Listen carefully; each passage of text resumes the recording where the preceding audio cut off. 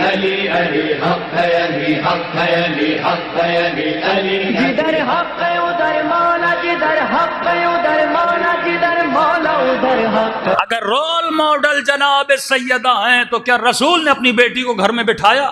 جیسے جوان ہوئی سیدہ کی شادی کروا دی، بیٹا جیسے جوان ہو اس کی شادی کروا۔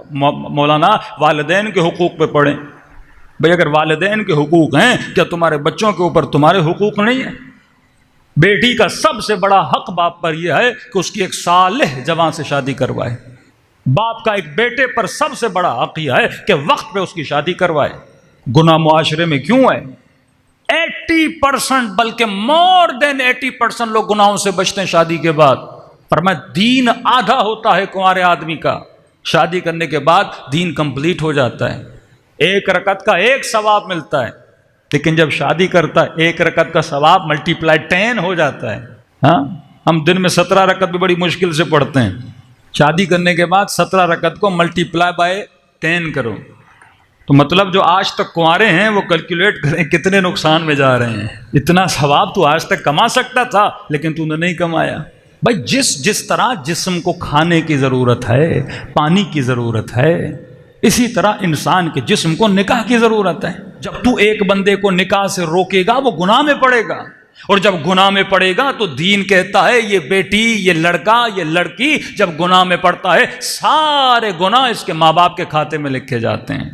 اور وہی سوچ جو شیطانی سوچ، مولانا بیٹا کماتا نہیں ہے، مہنگائی کا زمانہ ہے۔ اللہ انسان کی نفسیات کو جانتا تھا، تبھی قرآنی آیت ہے، حدیث نہیں ہے، یغنہم اللہ من فضلہ۔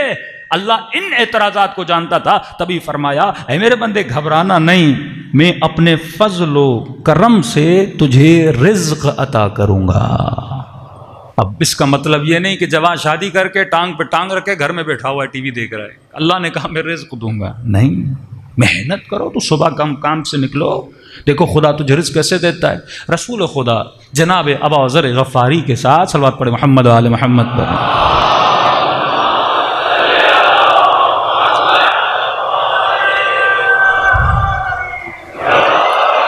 جناب ابا ذر غفاری کے ساتھ درخت کے نیچے بیٹھے تھے، کیا دیکھا؟ درخت کے اوپر 2 کبوتر بیٹھے ہیں۔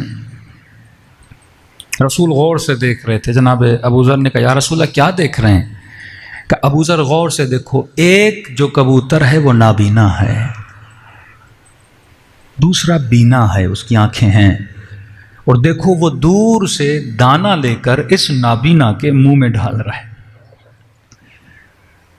اس نے کہا سبحان اللہ یا رسول اللہ، کہ ابو ذر کتنا ایمان کمزور ہے اس انسان کا کہ خدا جب ایک نابینا کبوتر کو رزق دے سکتا ہے تو کیا انسان کو رزق نہیں دے گا؟ دوسرا، جب بندہ شادی کرتا ہے وہ خاتون خود اپنا رزق لے کر آتی ہے۔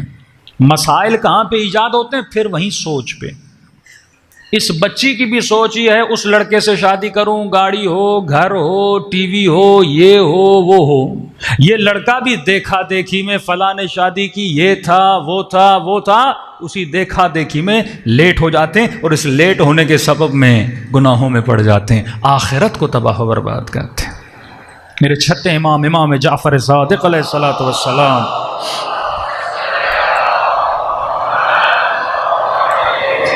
مولا کی خدمت میں ایک شخص آیا، مولا میری بیٹی کی شادی نہیں ہو رہی، اتنے سال گزر گئے مولا، کوئی رشتہ نہیں مل رہا، کیا کروں میرے مولا، کیا کروں آقا، رشتہ نہیں بیٹی کا مل رہا۔